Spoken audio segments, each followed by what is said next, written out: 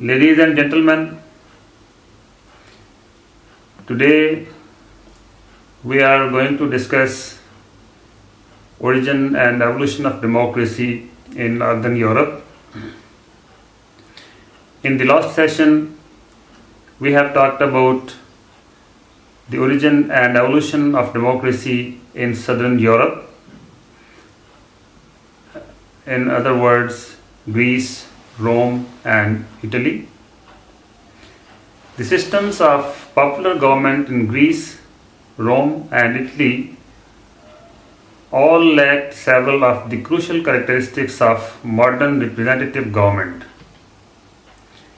Classical Greece, as well as medieval and Renaissance Italy, were composed of popular local governments. But they lacked an effective national government. Rome had just one local government based on popular participation, but it did not have any national parliament of elected representatives.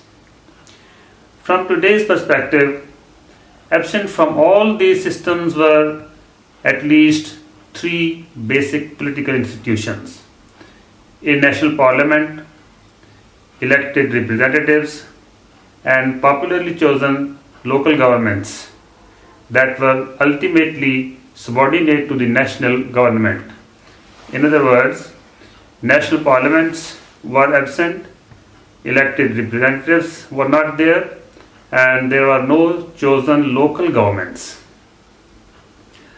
A system combining democracy at local levels with a popularly elected parliament at the top level had yet to be invented. This combination of political institutions originated in Britain, Scandinavia, the lowlands, Switzerland, and elsewhere north of the Mediterranean.